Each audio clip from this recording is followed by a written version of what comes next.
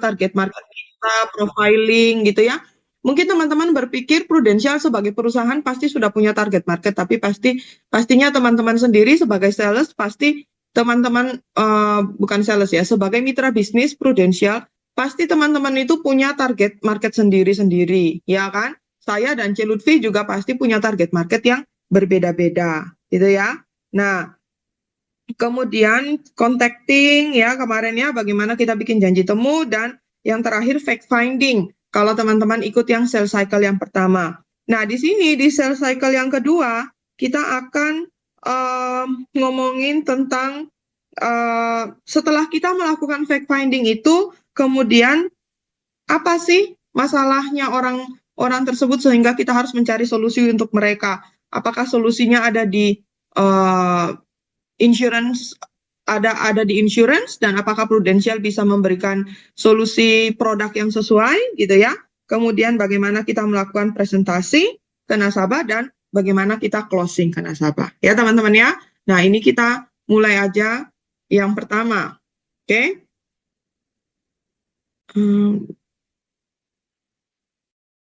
Oke ya. Nah setelah yang kemarin kita sudah belajar dengan trainer minggu lalu gitu ya. Nah, di minggu ini setelah kita melakukan fact finding, teman-teman, apakah teman-teman ada yang sudah praktekkan kemudian sudah prospek dan melakukan fact finding? Apakah di antara yang hadir ini ada yang sudah mempraktekannya dan melakukan fact finding? Oke, karena nggak bersuara semua, nggak ada chat yang masuk, nggak ada reaction yang masuk, oke, saya anggap berarti belum ya teman-temannya, nggak apa-apa ya. Oke, masih punya waktu minggu depan ya. Oke, so setelah kita menemukan fact finding, kita akan menganalisa gitu ya. Kemarin itu kita sudah ketemu dengan nasabah, kita sudah ketemu dengan calon nasabah, kemudian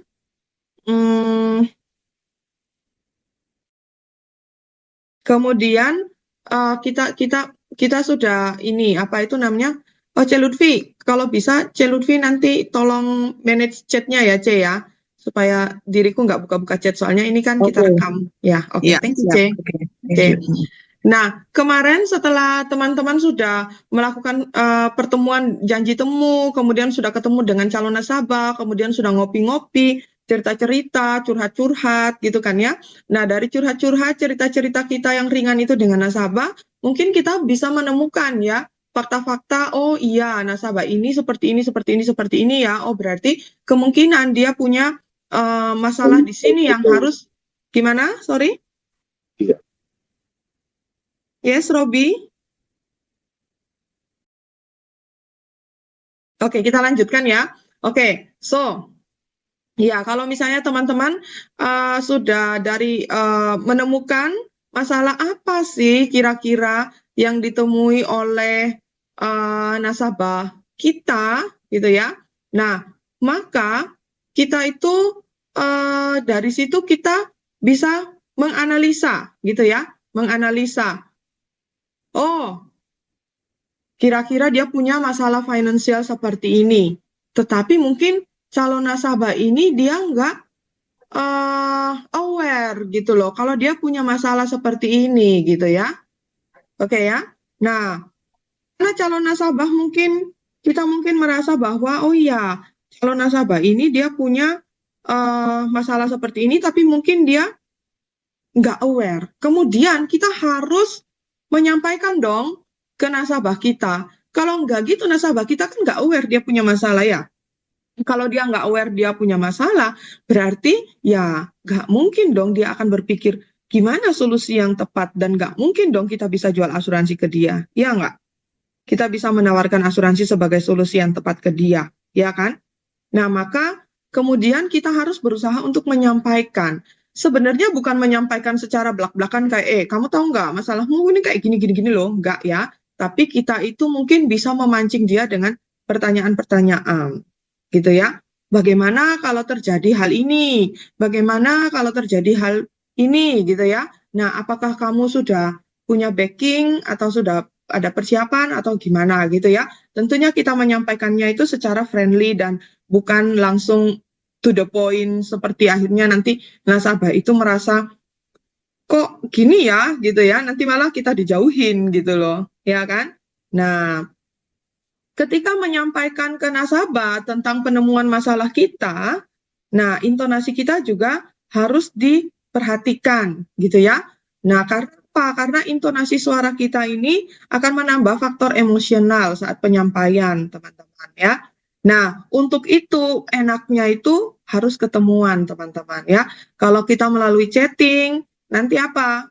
Nggak keluar intonasi suaranya, ya kan? Kalau kita melalui telepon, nanti kan nggak kelihatan mimik mukanya kita, gitu ya.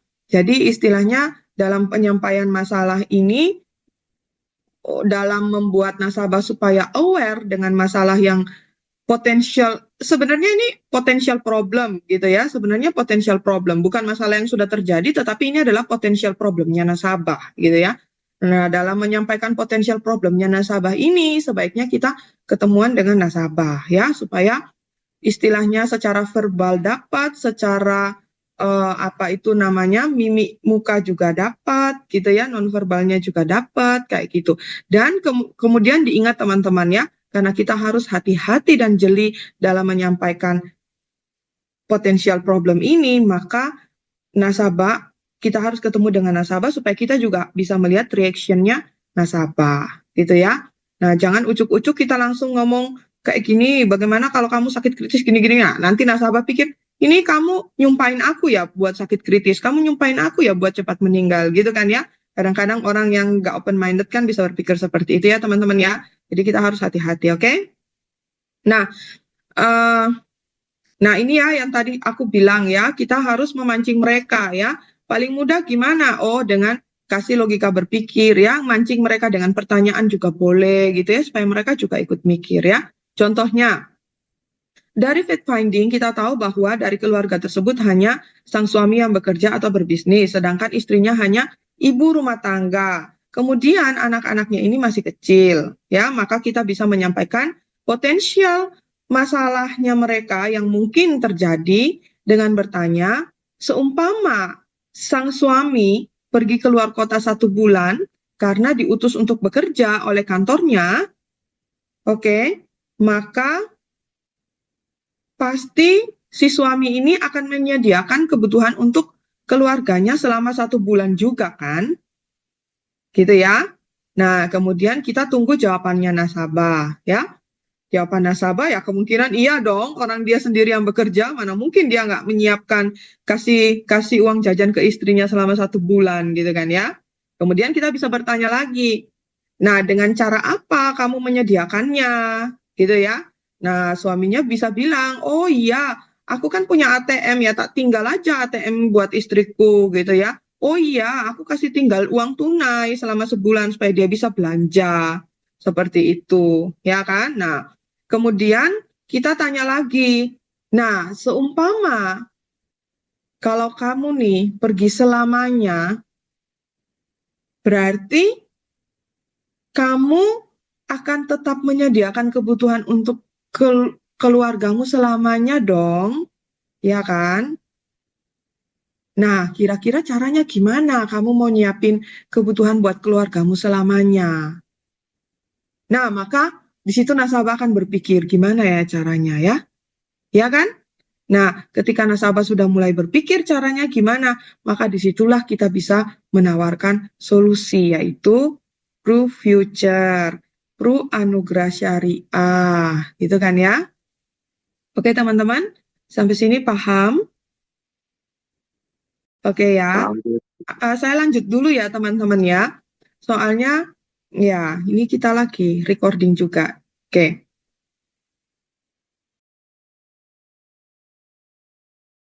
Nah, kemudian storytelling lainnya adalah kita menggunakan diri sendiri. Oke. Nah, kita bisa kasih contoh cerita klaim nasabah. Kemarin ada loh nasabahku yang kurang lebih backgroundnya serupa dengan kamu. Tiba-tiba mendadak dipanggil Tuhan karena serangan jantung. Zaman sekarang sangat lumrah ya, serangan jantung itu ya. Orang yang usia 40 tahun pun bisa kena serangan jantung loh teman-teman. Ya, dan nggak sedikit ya, teman-teman juga sebelum ketemu nasabah mungkin bisa research juga kalau memang mau bahas tentang serangan jantung ya. Bisa research juga kira-kira penyebab serangan jantung apa, kemudian kira-kira sesuai data statistik berapa banyak orang yang kena serangan jantung yang usia masih muda seperti 40-an gitu kan ya. Nah, kemudian kita bisa kasih storytelling ini ya. Nah, kita bilang, kan nasabah kita meninggal tiba-tiba karena serangan jantung. Istrinya sih ada kerjaan, tapi penghasilannya tidak sepadan dengan suaminya. Dan anak-anaknya masih kecil. Sehingga begitu suaminya dipanggil Tuhan, istrinya ini sampai pontang-panting menggantikan peran suaminya dalam mencari uang. Kalian bisa bayangkan ya, yang dulunya 2 income, sekarang jadi 1 income loh. Iya kan? Gimana coba? Iya kan? Nah, tapi untung nih, untung ya, temanku itu ada asuransi dari suaminya yang cair, gitu ya. Akhirnya asuransi dari suaminya yang cair ini bisa dia pakai untuk backup sementara selagi sang istri ini lagi memikirkan solusi gimana ya caranya supaya bisa menggantikan income suami saya, gitu ya. Karena apa? Karena selain dia harus menggantikan income suaminya, dia juga harus jagain anak-anaknya loh. Kalau dia kerja terus, anak-anaknya siapa yang ngurusin? Gitu kan ya. Nah, cuma karena asuransi yang dibikin ini nggak seberapa besar sama suaminya, jadi ya nggak kasih waktu banyak-banyak. Pengeluaran bulanannya aja udah 10 juta per bulan. Asuransi yang dibikin cuma 200 juta waktu itu. Oke? Nah, jadi kalau sampai di sini kita bisa tanya ke nasabah, berarti berapa bulan dia bisa mengcover. Terus kalau nasabah itu dia perhatikan kita cerita, pasti nasabah itu akan bilang, 20 bulan. Oh iya, istrinya cuma punya 20 bulan loh untuk memikirkan gimana ya supaya mengcover income suaminya ini. Apakah dia mau buka toko kue, mau buka catering, cari kerjaan tambahan, atau gimana coba enaknya. Kayak gitu ya. Nah, jadi di part ini, selain kita banyak melakukan pertanyaan dan penegasan dari masalah yang kita temukan, potensial financial problemnya mereka apa, gitu ya, kita juga harus banyak bercerita, gitu ya. Kita juga harus banyak bercerita. Dan hati-hati juga teman-teman dengan cerita kita ya, jangan sampai istilahnya cerita kita ini akhirnya apa ya? Cerita kita ini harus bisa menarik perhatian mereka juga gitu loh. Kalau cerita kita ini nggak menarik bagi mereka, mereka nggak akan perhatikan juga kita cerita, ya kan teman-teman? Oke. Nah, contoh pertanyaan atau penegasan itu seperti apa ya? Ini. Oh, berarti kalau dari ceritamu ini, istrimu yang nggak tahu apa-apa sama sekali tentang bisnismu ya? Nah, misalnya itu kalau yang dari yang slide sebelumnya ini, yang cerita pebisnis itu ya teman-teman ya. Kayak gitu ya. Oh, kalau sama-sama kerja, kira-kira kalau kamu berhenti kerja, cukup nggak buat kebutuhan sehari-hari? Nah, ini adalah contoh-contoh pertanyaan-pertanyaan dan penegasan-penegasan supaya nasabah itu kira-kira bisa berpikir gitu loh. Iya ya, iya ya. Ternyata kalau seperti ini jadi masalah loh buat aku, jadi masalah loh buat keluargaku, jadi masalah loh buat anak-anakku. Kenapa kok kita harus menciptakan masalah ke nasabah gitu ya? Bukan kita ini pembawa masalah, teman-teman ya. Tapi kita harus menciptakan masalah ke nasabah. Supaya apa? Supaya nasabah ini sadar kalau, oh iya, aku butuh loh sebenarnya menyelesaikan masalah ini. Kalau aku nggak selesaikan sekarang, mumpung belum jadi masalah gitu ya. Kalau sudah jadi masalah, sudah kadung jadi masalah, tambah bahaya aku. Ya kan? Nah, seperti itu teman-teman ya. Nah, itu adalah analyzing daripada fact finding. Teman-teman yang mau bertanya boleh silakan chat dulu, nanti kita akan bahas pertanyaannya di akhir presentasi ya. Oke? Oke, berikutnya Aceh Lutfi, silakan. Ya, jadi teman-teman kita sebenarnya tadi bukan memberi masalah ya, tetapi istilahnya membantu mereka menemukan masalah-masalah yang mungkin timbul di kemudian hari yang mereka biasanya itu nggak sadari bahwa ada potensi seperti itu, benar ya Pia? Iya, Jadi benar. tujuan kita nih sebenarnya ini loh, ada hal kayak gini yang bisa terjadi nih. Yang kamu masih aware, kadang-kadang tuh orang tidak berpikir sampai sedemikian jauh ya. Mereka hanya pikir present time gitu loh ya. Sehingga hal-hal seperti itu nggak sampai terbersit di otak mereka. Nah, selanjutnya kita tadi sudah nggak mungkin ya kita habis ganggu mereka dengan permasalahan yang mungkin timbul terus kita nggak kasih solusinya ya kan. Jadi di sini kita harus mulai bantu kasih solusinya dengan apa sih sesuai bidang kita asuransi ya. Nah, kita mulai menjelaskan produk yang sesuai dengan kebutuhan dan permasalahan yang tadi mereka hadapi.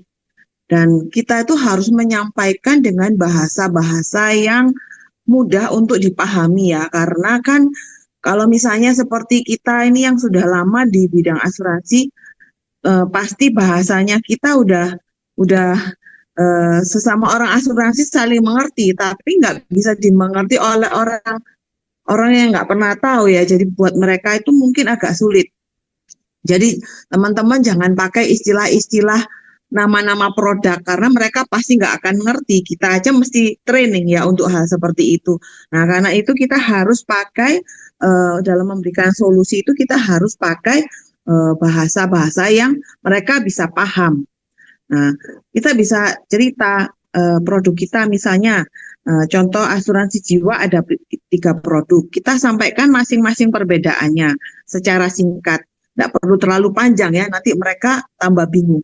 Nah, dari situ mereka juga akan pikir, oh ternyata penyelesaiannya ini aku nggak cuma bisa butuh satu asuransi aja, ternyata banyak nih, nggak cuma satu, bisa lebih dari satu. Nah, begitu kita sudah menyampaikan solusi yang menjawab masalah tadi, kita bisa mulai membuat proposal untuk disampaikan. Nah, teman-teman, kita ini nggak boleh buat proposal terlalu banyak. Nah, sama seperti kalau kita mau beli barang ya, kalau terlalu banyak pilihan, kita ini pasti bingung. Jadi teman-teman cukup batasi 2 proposal aja, sehingga calon nasabah itu nggak bingung gitu ya dengan pilihan-pilihannya.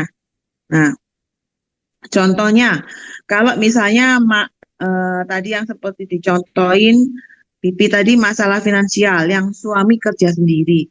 Otomatis kalau tidak ada suaminya, income keluarga juga pasti hilang. Nah, tiba-tiba kalau seperti itu kan harus ada backup. Nah, kita harus kasih solusi kalau hal-hal seperti itu, solusinya itu apa yang dibutuhkan. Nah, kita di sini tugasnya itu menyampaikan, ini loh, Anda punya problem ini, dan solusi yang bisa saya kasih itu ini. Nah, itu kalau kita bilang income protection, perlindungan terhadap penghasilan yang dihasilkan oleh suami selama saat suami masih hidup. Kalau tiba-tiba suaminya nggak ada, secara fisik boleh suami ini nggak ada, tetapi kehidupan anak dan istri kan masih terus berjalan. Ada sekolah yang harus dibayar, biaya kehidupan yang harus tetap berlaku. Nah, makanya kita harus mencari solusi sebuah pengganti income yang hilang tadi. Nah, di situ kita boleh mulai bertanya, kira-kira pengeluaran dalam 1 bulannya berapa? Nah, misalnya di atas 10 juta atau di bawah 10 juta, kita kasih pilihan juga, karena kadang-kadang mereka tuh bingung berapa ya pengeluaranku. Kadang-kadang mereka juga tidak mau begitu terbuka terhadap kita. Nah, nggak apa-apa, kita kasih pilihan. Kira-kira di atas 10 juta atau di bawah 10 juta? Nah, mau diproteksi dalam jangka pendek, ataukah cuma sampai anak-anak dewasa aja? Nah, itu penting ya teman-teman, karena kalau itu menentukan kita kasih proposal sampai sebesar berapa dan sampai usia berapa gitu ya, karena itu sangat menentukan dan bisa juga menentukan besarnya premi. Nah, kalau jangka panjang itu juga bisa jadi warisan nanti kalau walaupun anak-anaknya sudah dewasa, uang yang keluar itu nanti bisa jadi warisan buat keluarganya. Nah, jadi itu berdasarkan pertanyaan tadi, nah kita bisa mulai bikinkan proposal. Nah, kemudian untuk asuransi kesehatan. Seperti yang kita tahu saat ini kan kalau kerja ikut di suatu perusahaan lain, biasanya mereka di-cover oleh BPJS atau asuransi kesehatan dari perusahaan.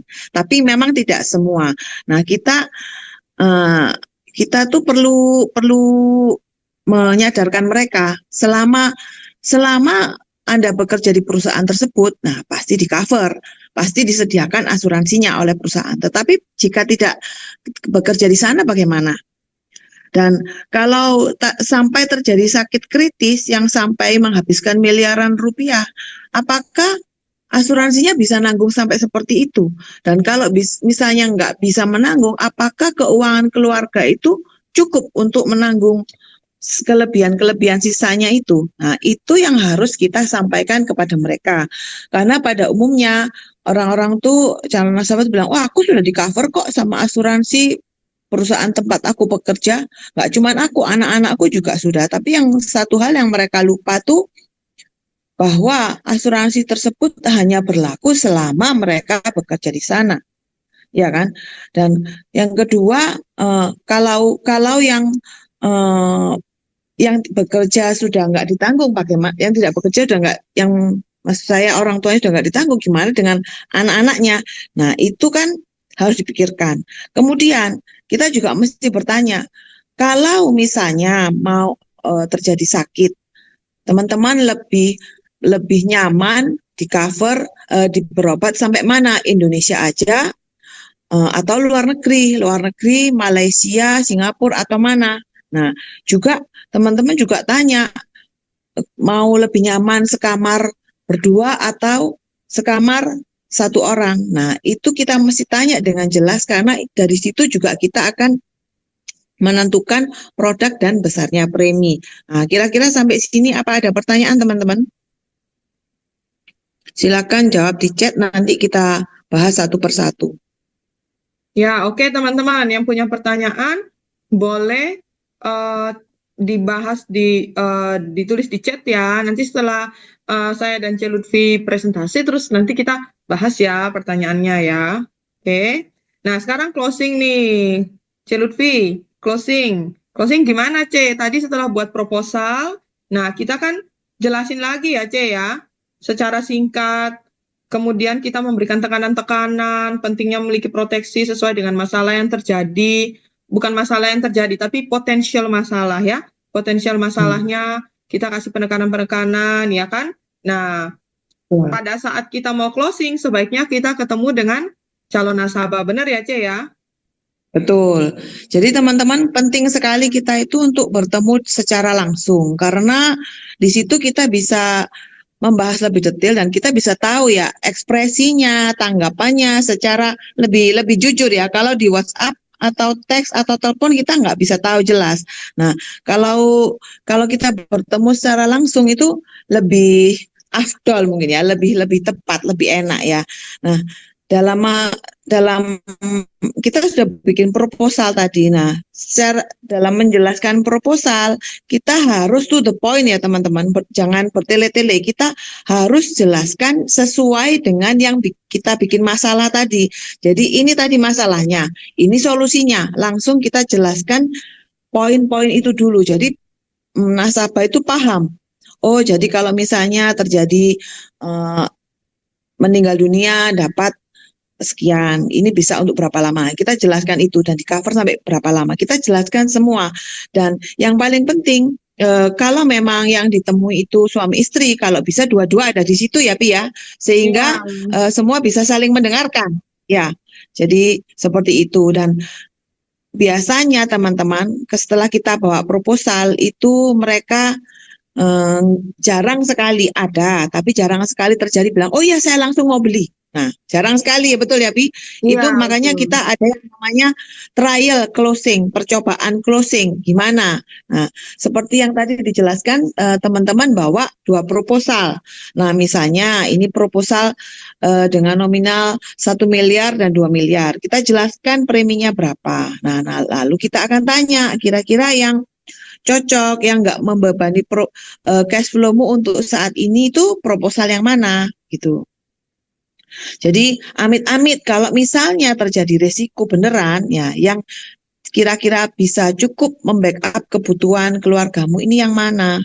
Nah, atau kalau asuransi kesehatan ini yang cocok yang mana untuk kamu gitu ya.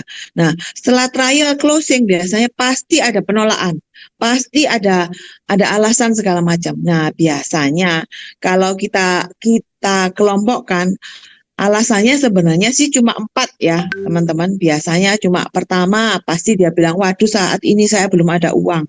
Saat ini saya masih banyak kebutuhan, masih banyak cicilan. Nah, intinya seperti itu, nggak ada uang. Mau banyak cicilan, mau harus bayar uang sekolah, mau ada kebutuhan lain. Nah, itu pasti ada seperti itu. Dan kedua, biasanya dia bilang, kayaknya aku belum butuh ya. No need namanya, no need, belum butuh. Nah, pasti ada juga yang bilang gitu, aku masih muda kok, aku masih sehat, kayaknya belum butuh, nanti aja kalau aku sudah sakit, sudah tua gitu ya. Biasanya seperti itu, betul ya Via? Iya, Nah, betul. terus yang berikutnya no hurry ya nggak, belum saat ini lah, saya pikir dulu Heeh. deh, belum untuk sekarang lah gitu. Ya itu sih skala prioritas, kayaknya dia belum priority untuk membeli asuransi, karena sebenarnya teman-teman tidak ada orang yang tiba-tiba memprioritaskan beli asuransi, betul ya Bi ya? Iya, betul. Nah, nggak ada. Justru itu perlunya kita yang datang untuk membuat ini jadi prioritas, membuat Membuka mereka sadar. mindset ya, C ya, membuka mindset ya. Oh, itu memang tugasnya kita sebenarnya. Jadi closing itu sebenarnya adalah bonus.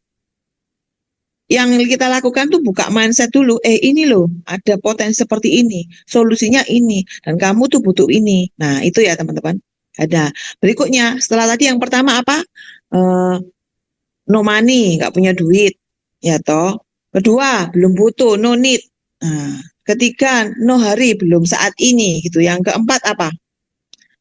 Yang keempat, no trust. Mereka biasanya itu nggak percaya sama asuransi.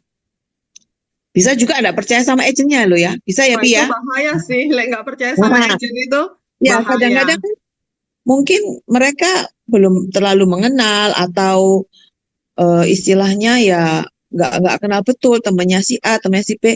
Ada pasti faktor-faktor seperti itu ada ya, Pi ya. Nah, dan juga Betul.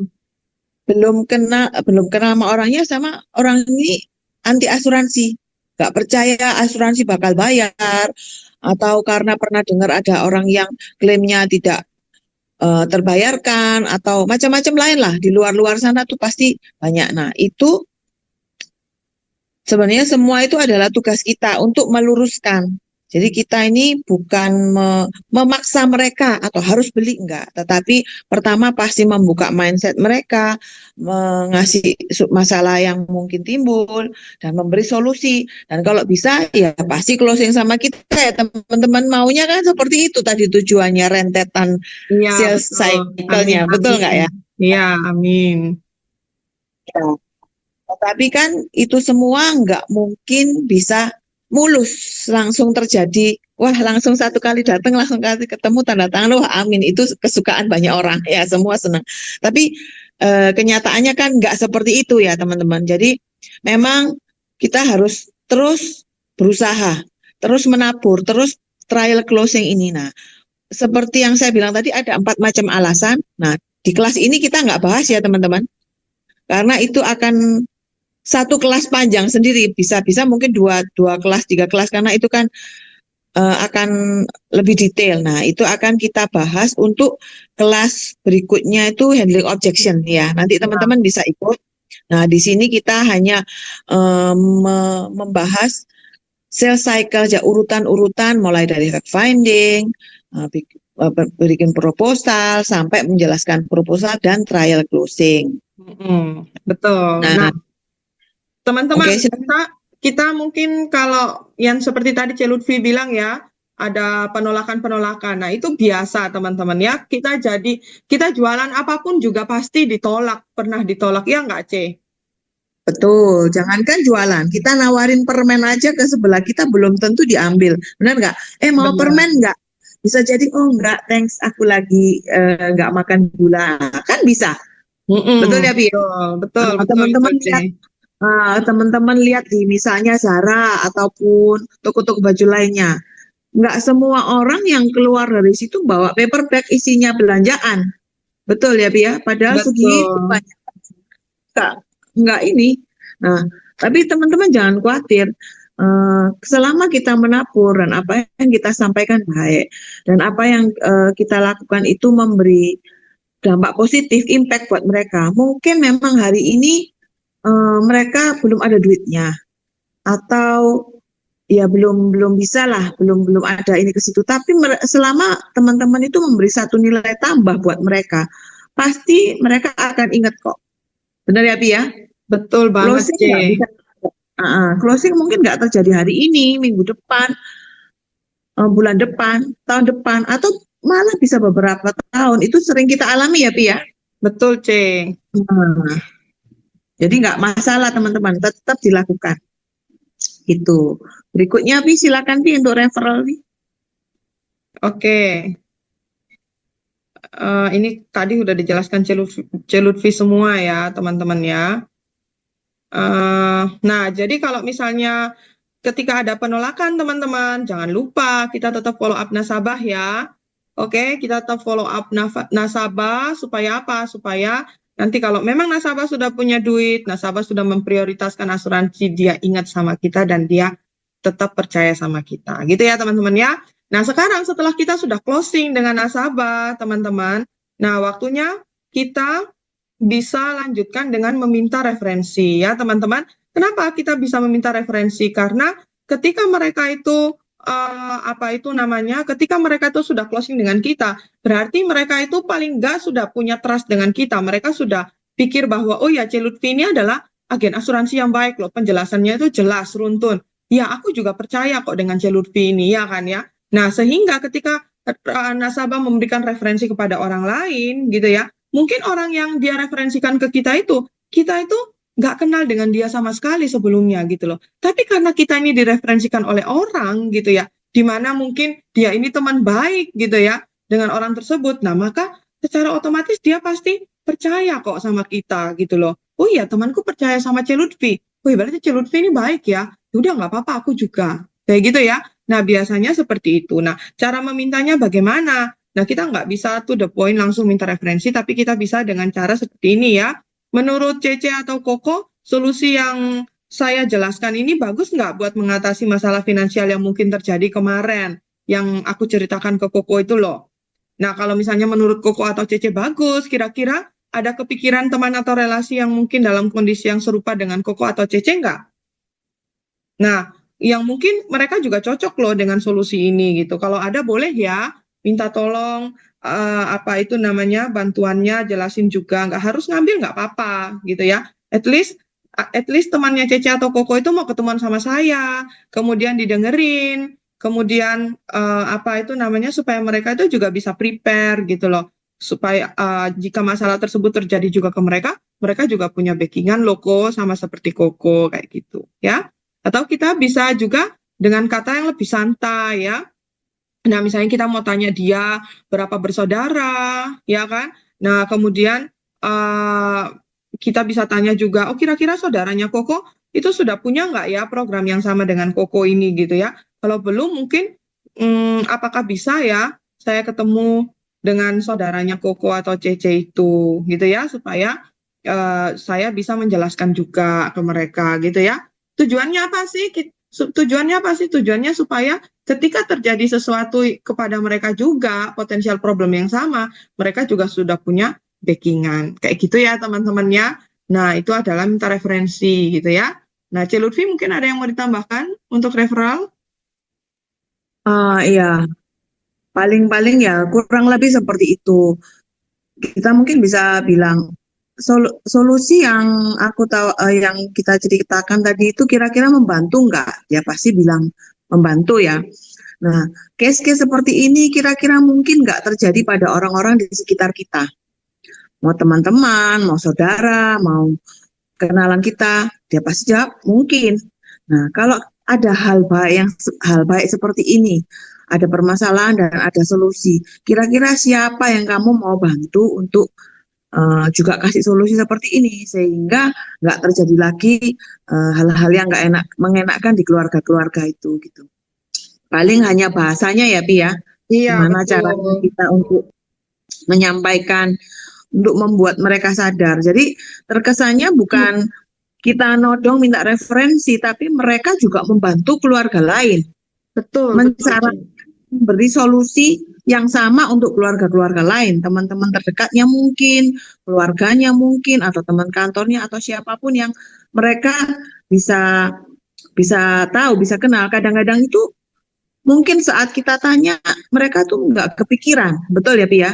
Cuma Betul. karena nggak pernah menceritakan hal seperti ini, kalau kalau efeknya tuh cukup bagus di dalam pikiran mereka, pada saat mungkin dia lagi ngobrol, lagi ketemu orang lain, yang tiba-tiba ada pembicaraan seperti ini, dia bisa sarankan nama kita loh, betul ya Bi ya? Oh Betul tak banget. kenalkan, ada agen asuransi ini bagus begini penjelasan. Nah seperti itu teman-teman. Jadi pasti yang paling penting, yang paling utama adalah bagaimana kita itu menghadapi calon nasabah ya Bi. Kita Betul. harus bisa membawa diri kita dengan baik, bisa dipercaya gitu istilahnya, sehingga tanpa meminta pun suatu saat referensi itu mereka akan dengan sendirinya ngasih ke kita gitu ya Bi. Betul, Ya betul saya banget, rasa Cek. itu aja sih yang perlu ditambahkan teman-teman. Mungkin ada pertanyaan?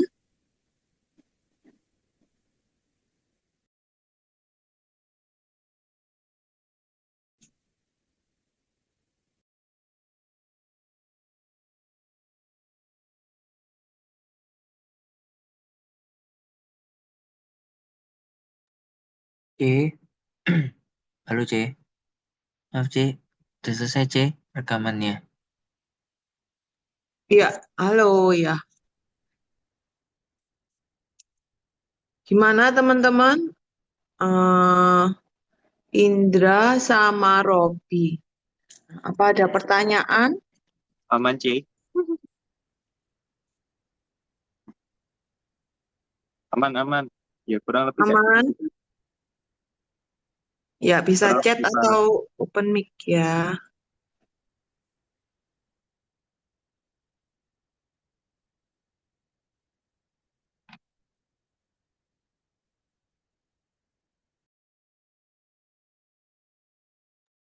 Atau ada yang mau ditambahin, Pi?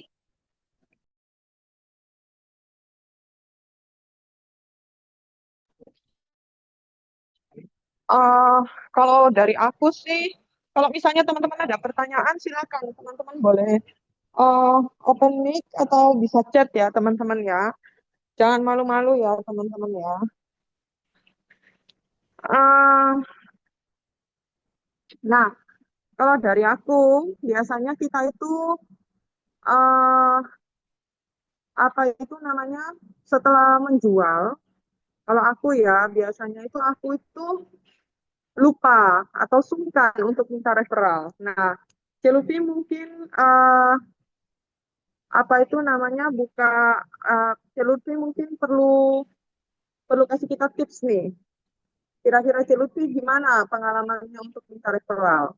Kalau aku jarang, kalau aku jarang apa itu namanya minta referral biasanya karena apa ya? Kadang itu aku lupa, kadang itu aku sungkan untuk mau buka omongan gitu loh, C. Kalau C Lutfi pengalamannya gimana untuk minta referral?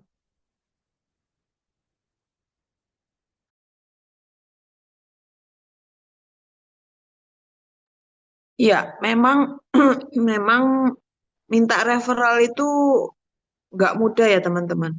Jadi kita aja kalau mau mereferensikan sesuatu itu kita perlu trust dulu nggak bahwa yang kita referensikan ini baik. Karena kan kalau kalau misalnya yang kita referensikan nggak baik, orang yang kita kasih referensi nanti kan jadi lo nggak bagus gini kok kamu referensikan gitu ya. Jadi saya rasa setelah closing pertama, kalau saya sih sebenarnya nggak langsung minta karena saat itu mungkin belum ada kepercayaan ya. Jadi kita perlu building trust dulu. Nah, gimana caranya building trust? Ya pasti dengan performa kerja kita ya. Dan terutama jalin hubungan baik dulu. Jadi kalau misalnya sudah beberapa saat dan komunikasi dan kedekatan itu baik, nah kita baru bisa mulai minta istilahnya. Gimana gitu ya? Apakah ada teman-teman seusia atau keluarga yang posisinya sama, kondisinya sama dengan kamu atau dengan bapak, dengan koko, dengan ibu, yang mungkin belum punya proteksi kayak gini. Dan ini mungkin bisa membantu kalau misalnya mereka dikenalkan produk seperti ini gitu. Saya rasa yang penting itu kita harus building trust dulu. Itu yang terutama sih.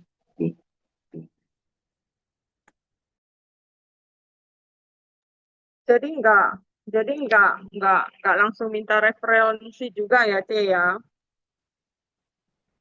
Iya, saya nggak akan langsung minta, terutama kalau itu yang kita belum hubungannya tahu baik. Nah, kecuali kalau kalau sudah baik hubungannya ya kita bisa langsung bilang gimana ada yang bisa dikenalin nggak untuk ini baik kan produknya gitu kan. Oh ya, kalau dia ngambil kan pasti menurut dia baik gitu kan ya. Nah, Mm-mm. Iya, kira-kira berarti kalau mm-mm. kalau saya iniin bisa saya tawan ke teman-temanmu bisa membantu nggak? Bisa kasih solusi nggak gitu? Menurut kamu siapa yang butuh di lingkungan sekitar teman atau keluarga? Nah itu kalau sudah ada trust itu kan memang lebih enak gitu ya ngomongnya. Mm-mm. Iya, iya, iya, iya. Berarti mungkin ini ya, C ya, apa itu namanya lebih kita lihat-lihat sikon ya, apakah orang ini udah oke nggak sama kita kayak gitu. Ya.